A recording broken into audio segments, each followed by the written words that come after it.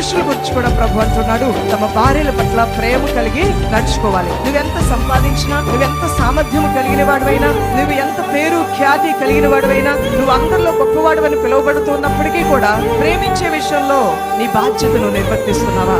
చాలా పనులు ఉన్నాయి, రోజంతా పనిచేసి వస్తాను, ఇంటికి వచ్చిన తర్వాత మళ్ళీ నువ్వు బాగున్నావా అని నిన్ను ఎక్కడ అడుగుతాను, పో అన్నబెట్టు పడుకో అనే పిచ్చి మాటలు మాట్లాడకూడదు.